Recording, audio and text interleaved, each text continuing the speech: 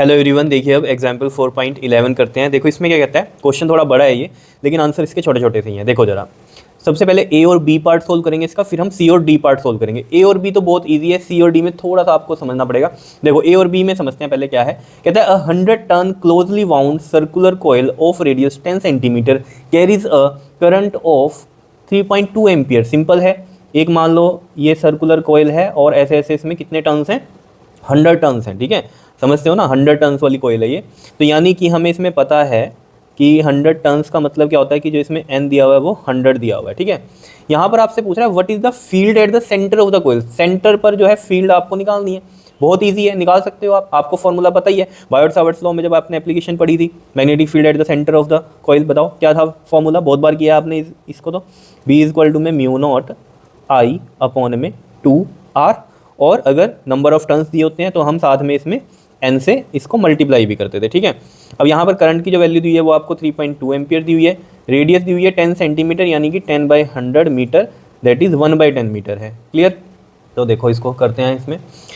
b is equal to में mu naught की value आपको सभी को ही पता है क्या होती है, 4 पाई इंटू में 10 की power -7, because mu not by 4 pi is equal to में 10 की पावर -7 हम लेते थे। तो यहाँ पर लिखेंगे वैल्यू 4 पाई इंटू में 10 की पावर -7, करंट इज 3.2, उसका पॉइंट हटाकर मैंने 10 लिख दिया यहाँ पर, और n की वैल्यू है 100, और 2 इंटू में रेडियस कितनी है 1/10, तो 1 अपॉन में 10 है, वो 10 यहाँ पर ऊपर चला गया। क्लियर है, ये 10 से ये 10 कट गया, ये 2 से ये 16 आ गया, तो क्या बचा यहाँ पर देखो 16 इंटू में 4 पाई इंटू में 10 की पावर -7, और ये 10 की पावर 2 है 100, तो 10 की पावर कितना हो गया ये हमारे पास -5, समझ रहे हो ना, 10 की पावर -7 और +2, तो 10 की पावर -5, 10 की पावर 2 कौन सा लिया ये 100 वाला। ठीक है, क्लियर है, तो 16 इंटू में 4 पाई इंटू में 10 की पावर -5, तो 16 4 था 64 इंटू में पाई की वैल्यू 3.14 एंड इंटू में 10 की पावर -5। अब देखो इसको भी हम अगर यहाँ पर सॉल्व करेंगे तो देखो 3.14 है, इसको 64 से मल्टीप्लाई करो, 4 4 दा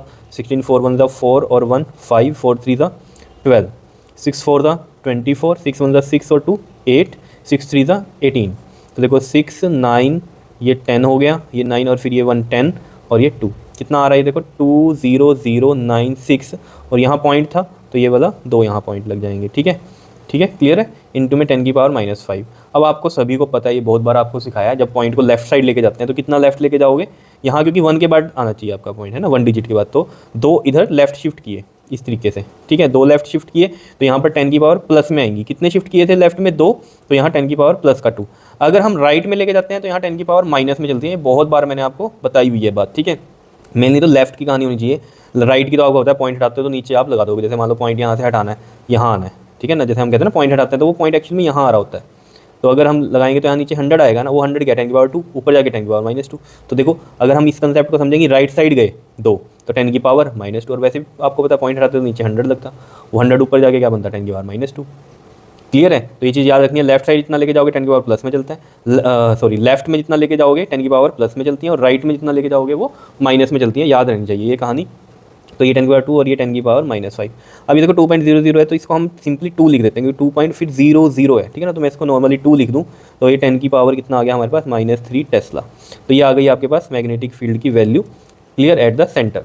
अब इसमें एक चीज़ क्या समझनी है आपको, डायरेक्शन। ठीक है, डायरेक्शन आप कैसे निकाल सकते हो, राइट हैंड थंब रूल से भी निकाल सकते हो, ठीक है, नहीं तो स्क्रू रूल से भी निकाल सकते हो, क्योंकि राइट हैंड थंब रूल मैंने आपको बताया कि अगर कोई कंडक्टर है ऐसे स्ट्रेट वाला तो उसमें आप करते हो, जैसे मान लो करंट इधर जा रहा है तो ये आपके पास थंब हो गया करंट की डायरेक्शन, और ये क्या हो गई आपके पास मैग्नेटिक फील्ड की डायरेक्शन कर्ल फिंगर्स की, तो कॉन्सेंट्रिक सर्कल्स में इसमें मैग्नेटिक फील्ड आता है। ठीक है, अगर इसके लिए हम देखें तो स्क्रू रूल भी लगा सकते हो। स्क्रू रूल अगर इसमें लगाएंगे तो कैसे लगेगा, देखो यहाँ स्क्रू रखो, अब इसमें डायरेक्शन तो बताई नहीं है क्लॉकवाइज है एंटी क्लॉकवाइज है करंट की, मान लो हम मान लेते हैं क्लॉकवाइज है, ठीक है, क्लॉकवाइज इस तरीके से ही होती है, ठीक है, क्लॉकवाइज है करंट की डायरेक्शन। ठीक है, तो हम यहाँ लिखते हैं इफ़ करंट डायरेक्शन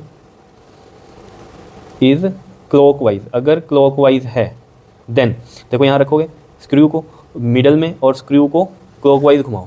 क्लॉकवाइज जब आप घुमाते हो स्क्रू को तो एक चीज़ ध्यान दो, अगर कभी आपने किया है पेंच टाइट कहीं पर, तो जो आप क्लॉकवाइज घुमाते हो तो पेंच अंदर जाता है, तो अंदर जा रहा है यहाँ स्क्रू, तो इसका मतलब जो डायरेक्शन होगी वो कैसी होगी, इनवर्ड होगी। तो अगर करंट क्लॉकवाइज है then direction of magnetic field is inward. Clear, अगर यही कहानी उल्टी होती, अगर ये एंटी क्लॉकवाइज होता करंट तो स्क्रू रखते और एंटी क्लॉकवाइज घुमाते। एंटी क्लॉकवाइज घुमाते तो क्या होता है, ये बाहर की तरफ आता है स्क्रू, तो वो आउटवर्ड डायरेक्शन हो जाती है। ठीक है, इसको ही आप राइट हैंड थंब रूल से भी देख सकते हो। उस केस में अब क्या हो जाएगा, जैसे स्ट्रेट कंडक्टर में तो क्या किया था हमने, थंब को करंट माना था और कर्ल फिंगर्स को मैग्नेटिक फील्ड माना था। इसमें आप क्या करोगे, कर्ल फिंगर्स को क्या मान लोगे आप, करंट, ठीक है, और ये थंब क्या बनाएगा, मैग्नेटिक फील्ड की डायरेक्शन। तो ये देखो जरा, कर्ल फिंगर्स करंट की डायरेक्शन, और ये देखो मेरा थंब कहाँ जा रहा है, इनवर्ड, तो इनवर्ड इस तरीके से भी कर सकते हो। ठीक है, और स्क्रू रूल से भी आप कर सकते हो। क्लियर है, बताओ, ठीक है, समझ में आई है कहानी। अब देखो जरा बी पार्ट में क्या कह रहा है वो आपको, बी पार्ट में क्या कहता है आपको यहाँ पर, मैग्नेटिक, क्या बोल रहा है बी पार्ट में, magnetic movement of this coil. तो मैग्नेटिक मूवमेंट तो आपको सभी को पता है क्या होता है, NIA। ठीक है, तो N आपको पता ही है, इसमें क्या है 100 है, और करंट भी आपको पता है 3.2 है, और एरिया क्या हो जाएगा इसका πr²। तो पाई इंटू में r की वैल्यू कितनी है यहाँ पर 1/10 है, तो 2 बार है, क्योंकि एरिया क्या हो जाएगा यहाँ πr², सर्कुलर कोयल है इस वजह से, है ना, समझ रहे हो। और ये तो 1 टन दिखाई है, ऐसी ऐसी कितनी है इसमें 100 टन है इस वजह से। क्लियर, बताओ, समझ में आई बात। तो यहाँ पर भी इसको आप सोल्व कर सकते हो। देखो ये 200 हैं, मतलब 2 जीरो है ना ये, तो ये 2 जीरो इससे कट गई। यहाँ क्या बचा देखो, अगर आप ध्यान दोगे, अगर आप देखोगे ना 3.2 इंटू में पाई, तो ये शॉर्ट में आप क्या लिख सकते हो, वैल्यू 10 भी लिख सकते हो। ठीक है, नहीं तो वैसे आप कर लो तो ज़्यादा अच्छा होगा। देखो 3/10 और ये 314 आएगा, 3.14 का, और उसका 100 लगा दिया मैंने। तो देखो 314 को 32 से करो, 4 2 8, 2 1 2, 2 3 6, और 3 4 12, 3 1 3, और 1 4 3 3 9, दैट इज़ 8 4 10, और ये भी 10 आ गया। ठीक है, तो यहाँ पर देखो जरा, अगर आप ध्यान दोगे तो ये आया है 10048, और नीचे कितना है यहाँ पर आपके पास 1000 है ना। तो ये 1000 हटाओगे तो पॉइंट कहाँ जाएगा, 3 इधर जाएगा, तो 10.048। और इसीलिए मैं कह रहा था आपको कि ये पाई इंटू 3.2 अप्रोक्सीमेट हम 10 लिख सकते हैं, ये बुक में भी आपके बोला हुआ है। ठीक है, तो इसको अप्रोक्सीमेट हम क्या लिख दें, 10 लिख दें। अब मैग्नेटिक डाइपोल मूवमेंट है, इसके लिए बताओ जरा यूनिट क्या बनेगा। देखो n तो कुछ नहीं है, इसका यूनिट तो होता नहीं, I का एम्पियर और एरिया का मीटर स्क्वायर, तो एम्पियर मीटर स्क्वायर ऐसे आप लिख सकते हो इसको। ठीक है, तो ये आ गई आपके पास मैग्नेटिक डाइपोल मूवमेंट, और इसकी डायरेक्शन भी सेम ऐसे ही निकालेंगे जैसे मैग्नेटिक फील्ड की, क्योंकि मैग्नेटिक डाइपोल मूवमेंट है क्या, आपको सेम मैग्नेटिक फील्ड की बात बताता है, लेकिन कितना मैग्नेटिक फील्ड होगा ये आपको बताता है। n से देखो, n जितने होंगे उतना मैग्नेटिक फील्ड ज़्यादा होगा, I करंट ज़्यादा होगा, मैग्नेटिक फील्ड ज़्यादा होगा, एरिया जितना ज़्यादा होगा मैग्नेटिक फील्ड ज़्यादा होगा। ठीक है, तो मेन बात इसमें मैग्नेटिक फील्ड की ही है, तो ऑब्वियस ही बात है मैग्नेटिक फील्ड जो है हमारे पास क्या होगा, इसमें जो डायरेक्शन मैग्नेटिक फील्ड की है वही मैग्नेटिक डाइपोल मूवमेंट की होगी। तो यही तरीका है निकालने का डायरेक्शन का भी। क्लियर है, तो आप इसमें भी लिख सकते हो कि डायरेक्शन जो है हम फाइंड कर सकते हैं राइट हैंड थंब रूल से या फिर स्क्रू रूल से। ठीक है, क्लियर है, सेम यही चीज़ होगी, जो डायरेक्शन यहाँ है मैग्नेटिक फील्ड की वही मैग्नेटिक डाइपोल मूवमेंट की होगी। क्लियर। अब देखो मेन कहानी पे आते हैं, सी पार्ट पे। देखो उससे पहले ये आपको जो है थोड़ी सी कहानी पढ़नी पड़ेगी। यहाँ पर क्या कह रहा है, ये कहता था coil is placed in a vertical plane and is free to rotate about a horizontal axis. देखो हॉरिजॉन्टल एक्सिस ये है, और ये इस पे ऐसे वर्टिकल प्लेन में ऐसे कोयल रखी है। मतलब अगर मैं आपको ये चीज़ समझाऊं कि ये कोयल है, ठीक है, ये कोयल ऐसे रखी है और ये हॉरिजॉन्टल एक्सिस ये हो गया, क्लियर, और ये कोयल है इस तरीके से है ये, ठीक है, ना कि ऐसे है जैसे यहाँ पर मैंने बना दी थी। अब ऐसे ना समझ के इसको ऐसे समझिए, ऐसे है। क्लियर है, तो ये चीज़ समझ में आ गई।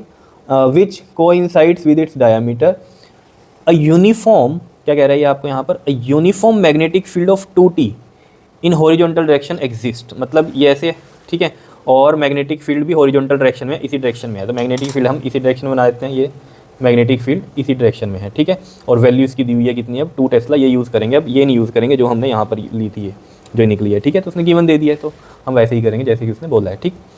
Such that initially the axis of the coil is in the direction of the field. अब जो एक्सिस ऑफ द कॉयल है is in the direction of the field. अब एक्सिस ऑफ द कॉयल से आप ऐसे समझ सकते हो, इसका एरिया वेक्टर, इसका एरिया वेक्टर क्या होगा, देखो आपको पता है इसके इस तरीके से ही होता है। अगर कोई चीज़ ऐसे है तो इसका एरिया वेक्टर ऐसे होगा, ये जो डायरेक्शन है पेन की, ठीक है, और या ऐसे है तो ये ऐसे हो जाएगा एरिया वेक्टर। तो ये वही चीज़ कह रहा है एक्सिस के लिए, ठीक है। तो कह रहा है सेम डायरेक्शन में है, सही है बात। ये अगर ऐसे है अभी तो मैग्नेटिक फील्ड की डायरेक्शन में ही है एक्सिस इसका, ठीक है, इनिशियली है लेकिन ये, ठीक है, इनिशियली की कंडीशन हो गई है। फिर क्या कह रहा है, जो कोयल है वो रोटेट करी आपने 90 डिग्री। अब कोयल को आपने रोटेट किया 90 डिग्री, अभी ऐसे है ये कोयल, ठीक है। अब इसको 90 डिग्री अगर हमें रोटेट करना, 90 डिग्री आप कैसे सोचोगे, पहले ये इसका एक्सिस है, मतलब एरिया वेक्टर ऐसे हो गया, ठीक है। अब एरिया वेक्टर अगर ऐसे हो जाए तो 90 डिग्री हो जाएगा ये, तो इसको हम क्या करेंगे, कोयल को ऐसे कर देंगे प्लेस।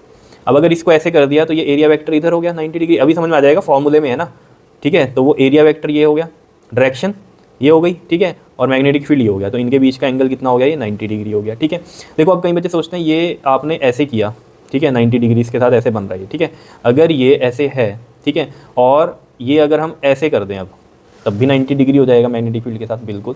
तो चाहे आप ऐसे रख दो इसको अब कॉइल को, या फिर ये ऐसे है ना, या तो ऐसे घुमा दो इसको, ठीक है, या फिर इसको ऐसे घुमा दो, कोई दिक्कत नहीं है, क्योंकि मैग्नेटिक फील्ड तो ये सारे में इस तरीके से हॉरिजॉन्टल में, ठीक है। तो या तो इसको ऐसे रोटेट कराओ तब भी 90 डिग्री एंगल बनेगा ये मैग्नेटिक फील्ड के साथ, एरिया वेक्टर इधर है, ठीक है, या फिर इसको ऐसे कर दोगे आप रोटेट तब भी 90 डिग्री ही बनेगा मैग्नेटिक फील्ड के साथ एंगल, ठीक है। समझ रहे हो आप ये बात, ठीक।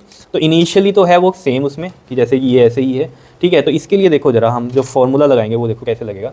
देखो टॉर्क आपको पता है क्या होती है हमारे पास, m क्रॉस में b, और इसको हम सॉल्व करते हैं एम बी साइन थीटा से। हमेशा आपको फॉर्मूला ये यूज़ करना है एम बी साइन थीटा वाला, ठीक है, जो थ्योरी में मैंने आपको करवाया है, ठीक है। लेकिन फॉर्मूला न्यूमेरिकल्स में एम बी साइन थीटा वाला यूज़ करना है, ठीक है, क्रॉस में, क्योंकि हम इसको लेकर चलते हैं, क्योंकि ये डायरेक्शन इसको बताता है सही तरीके से, ठीक है। तो एम बी साइन थीटा, तो यहाँ पर जो आपके पास ये हो गया एम बी साइन थीटा, ठीक है। एम क्या है, मैग्नेटिक डाइपोल मूवमेंट, तो इसको हम लिखेंगे एन आई ए। मैं ये इसलिए बता रहा हूँ आपको यहाँ पर ताकि आपको पता चले कि ये जो थीटा एंगल है किसके बीच में, एरिया वेक्टर और ये मैग्नेटिक फील्ड के बीच में, क्लियर है। क्योंकि हम इसको ऐसे लिखते हैं, वैसे ये जो टॉर्क होती है ना आपके पास, ये ऐसे आ गई N I A sign theta, ठीक है, और ये आपके पास एन आई ए बी, ठीक है। तो यहाँ पर ये जो n है मान लो 1 हो गया, अगर ए की कोइल है हमारी, ठीक है ना, एक टर्न है, तो ये I और ये A क्रॉस B, ऐसे लिखते हैं हम इसको टॉर्क को, ठीक है। तो उसी से आपको ये मतलब मेरा समझाने का मतलब ये था कि A और B के बीच का एंगल होता है, तभी मैं कह रहा हूँ ये इनिशियली ऐसे है, ठीक है। तो एरिया वेक्टर, ठीक, और ये मैग्नेटिक फील्ड हो गया, ठीक है, ये एरिया वेक्टर और ये मैग्नेटिक फील्ड हो गया, ठीक है। तो सेम है, तो यानी कि जो थीटा होगा यहाँ पर वो कितना होगा, 0 डिग्री होगा अगर हम टॉर्क इनिशियली निकाल रहे हैं, ठीक है। तो ये कितना हो जाएगा, देखो आपके पास ये अगर हम देखें यहाँ से, तो ये फॉर्मूला मैं यही लेके चल रहा हूँ यहाँ पर, एम बी साइन थीटा, और थीटा इज़ 0, तो एम बी साइन 0, और साइन 0 है 0 होता है, ठीक है। साइन 0 की वैल्यू कितनी होती है, 0 होती है, तो टॉर्क जो है इनिशियली 0 हो गई, ठीक है। अब अगर हम टॉर्क फाइनल की बात करें तो फाइनल में क्या हुआ हमारे पास, मैंने कहा आपको ये रोटेट करना 90 डिग्री, या तो ऐसे कर दो रोटेट, या फिर इसको ऐसे कर दो, तो जैसे मर्जी कर लो। तो मैं मान लो ऐसे कर रहा हूँ इसको रोटेट, तो ये एरिया वेक्टर यहाँ हो गया, और ये क्या हो गई हमारे पास 90 डिग्री की हो गई, तो मतलब एरिया वेक्टर मैग्नेटिक फील्ड के साथ 90 डिग्री, तो एम बी साइन 90 हो जाएगा, ठीक है, बिकॉज यहाँ पर थीटा कितना हो गया, 90 डिग्री हो गया, ठीक है। तो m की वैल्यू आपको पता ही है 10 थी, मैग्नेटिक फील्ड की जो वैल्यू है ये आपने अभी चेंज कर देनी है क्योंकि उसने 2 बताई है, और साइन 90 इज़ क्या होता है, साइन 90 1 होता है, ठीक है, याद रखना, साइन 90 इज़ 1, तो 10 टू द 20, और जो टॉर्क के यूनिट होते हैं वो क्या होते हैं, न्यूटन मीटर, बिकॉज टॉर्क का जो फॉर्म होता है वो क्या होता है, फोर्स इंटू में परपेंडिकुलर डिस्टेंस, तो फोर्स के न्यूटन हो गए और डिस्टेंस के मीटर हो गए, तो न्यूटन मीटर हो गए इसके यूनिट, क्लियर है। अब बात करते हैं हम डी पार्ट में इसकी, तो देखो डी पार्ट ध्यान से समझने का है, कहता है what is the angular speed, angular speed मतलब क्या, omega, acquired by the coil when it has rotated by 90 degree, मतलब मैं ये कह रहा था ना आपको पहले, ये ऐसे है, अब ये रोटेट ऐसे हुई, तो ये कह रहा है एंगुलर स्पीड इसकी क्या है जिससे ये रोटेट हुई इस तरीके से, ठीक है।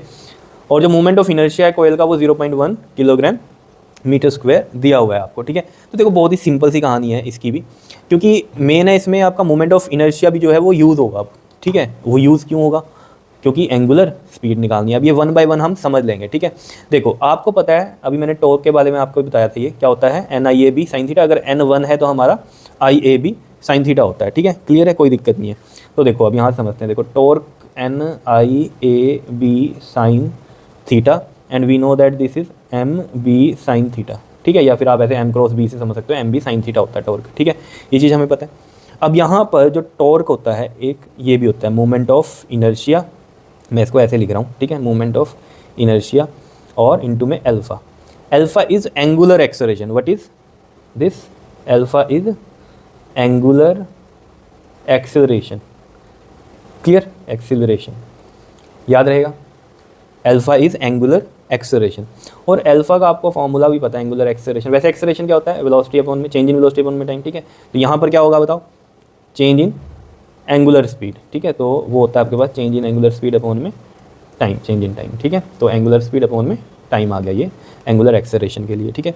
तो यहाँ से आपको पता चला होगा, अब ये वैल्यू हम यहाँ पुट करेंगे जिससे कि कहानी हमारी बन जाएगी एंगुलर स्पीड की। देखो अब इन दोनों को इक्वेट करो, ठीक है, तो इन दोनों को इक्वेट करेंगे तो ये मूवमेंट ऑफ इनर्शिया मैं इस तरीके से इसलिए डाल रहा हूँ ताकि ये करंट में आप कन्फ्यूज़ ना हो जाओ, और ये अल्फा इज इक्वल टू में क्या आ जाएगा, एम बी साइन थीटा, आई और अल्फा की वैल्यू देखो हम वैल्यू पुट कर सकते हैं यहाँ, D omega by D T, और ये साथ में आ रहा है एम बी साइन थीटा, ठीक है।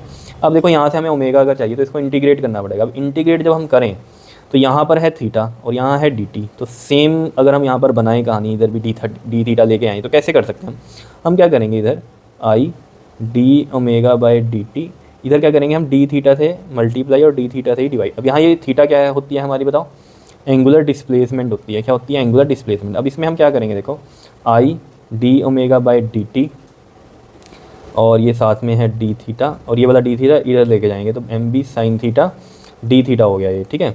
अब देखो ये D theta by D T क्या है? एंगुलर डिस्प्लेसमेंट अपॉन में time. And angular displacement upon में टाइम क्या होता है, जल्दी से बताओ क्या होता है एंगुलर डिस्प्लेसमेंट अपॉन में टाइम?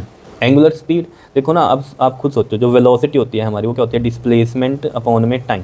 तो यहाँ एंगुलर स्पीड अपॉन में, एंगुलर वेलोसिटी कह लो, एंगुलर स्पीड अपॉन में एंगुलर डिस्प्लेसमेंट अपॉन में टाइम होता है, ठीक है। तो ये ओमेगा हो गया। तो ये चीज़ आपको यहाँ पर समझ में आ गई होगी। अब यहाँ करते हैं इसको, देखो आई और ये D theta by D T is omega, and साथ में क्या बच गया हमारे पास? ये डी ओमेगा, ठीक है। और इधर क्या है हमारा? M B sine theta D theta. Clear है इतनी बात, ठीक है। तो ये चीज़ समझ में आ गई। अब ये मत समझना यहाँ भी डिस्प्लेसमेंट आ गई क्या? ये देखो होता तो एंगल ही है ना, जैसे हम कहते थे यहाँ ये है, ये इतना मूव किया यहाँ, तो ये इसकी एंगुलर डिस्प्लेसमेंट कितनी है? तो ये थीटा ही रेडियन में होती है जो यहाँ पर, ठीक है। कई बच्चे कन्फ्यूज होते हैं, तो थीटा एंगल है जी, ये डिस्प्लेसमेंट है, तो एंगुलर डिस्प्लेसमेंट है ना, है तो एंगल ही, एंगुलर डिस्प्लेसमेंट, समझो बात को। तो यहाँ पर अब क्या करेंगे हम? इंटीग्रेट करेंगे इसको। तो ये जो है आई एक्चुअली में ये कौन सा है? ये आई ये वाला है, ठीक है, करंट वाला नहीं है, ये चीज़ ध्यान रखना। ये मोमेंट ऑफ इनर्शिया वाला आई है, ठीक है, मोमेंट ऑफ इनर्शिया वाला आई है, ये याद रहेगा, ठीक है। यहाँ लिख देते हैं इसको, मोमेंट ऑफ इनर्शिया है ये, ठीक है। तो इंटीग्रेट ओमेगा डी ओमेगा, और ये एम बी, ये तो क्योंकि यहाँ कांस्टेंट ही रहेंगे, ठीक है। और इसकी इंटीग्रेशन होगी यहाँ साइन थीटा डी थीटा की, और ये 0 से कितना 90 डिग्री, बिकॉज 90 डिग्री पे ही रोटेट हुआ है ये, ठीक है। तो ओमेगा डी ओमेगा। अब देखो जैसे इंटीग्रेशन आपको बताई हुई है एक्स डी एक्स की, क्या होती है बताओ? पावर 1 है तो एक ऐड हो जाएगी, 2 बन जाएगी, और नीचे भी वही आ जाता है, यही है। तो यहाँ पर भी यही होगा, ओमेगा स्क्वायर बाई 2, और ये मोमेंट ऑफ इनर्शिया साथ में चल रहा है। ये एम बी और साइन थीटा की जो इंटीग्रेशन होती है, याद रखना, वो क्या होती है आपके पास? माइनस में कोस थीटा, और ये हो गई आपके पास 0 से 90, ठीक है। तो एम बी, और ये माइनस बाहर ले लिया हमने, कोस थीटा वैल्यू पुट करो, कोस 90 माइनस में कोस 0, ठीक है। कोस 90 क्या होता है? 0 होता है, कोस 90 0, और कोस 0 1 होता है, ठीक है। तो 0 माइनस 1 माइनस 1, तो माइनस माइनस प्लस हो गया, तो ये एम बी आ गया, और यहाँ से ये मोमेंट ऑफ इनर्शिया, और ये ओमेगा स्क्वायर बाई 2 चल रहा है, ठीक है। क्लियर है, समझ में आ रही है बात? यहाँ से अब हम क्या करेंगे, देखो अगर ये दिखाई दे रहा है तो देखो ज़रा, अब हम यहाँ कर दूँ क्या इसको? यहाँ कर देता हूँ इसको, देखो इसके बाद। तो यहाँ पर अब ओमेगा स्क्वायर की जो वैल्यू होगी वो हो जाएगी एम बी अपॉन में 2 एम बी, ठीक है, 2 एम बी अपॉन में ये मोमेंट ऑफ इनर्शिया। अब देखो ज़रा, 2 और m है 10, और b हमारे पास 2 दिया हुआ है, मोमेंट ऑफ इनर्शिया कितना दिया हुआ है हमारे पास? 1/10, क्योंकि 0.1 है ना ये kg पर मीटर स्क्वायर, ठीक है। तो जो ये है 0.1 kg मीटर स्क्वायर, तो ये 1/10 हो गया है ना, तो 1/10, 10 यहाँ लगा दिया मैंने ये, ठीक है। और ये ओमेगा स्क्वायर है, ठीक है। तो ओमेगा स्क्वायर कितना आ रहा है आपके पास? 400 आ रहा है, देखो 2 to the 4, और ये 2 10 है, तो 400 आ गया। और ओमेगा की वैल्यू कितनी हो जाएगी? 400 का रूट। तो 400 का रूट सोल्व करोगे तो कितना आएगा?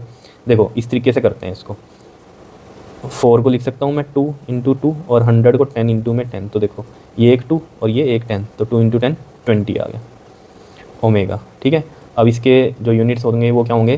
देखो ओमेगा है ना ये, तो डिस्प्लेसमेंट के, एंगुलर डिस्प्लेसमेंट के होते हैं रेडियन, और टाइम के सेकंड, तो रेडियन पर सेकंड होते हैं, याद रखना।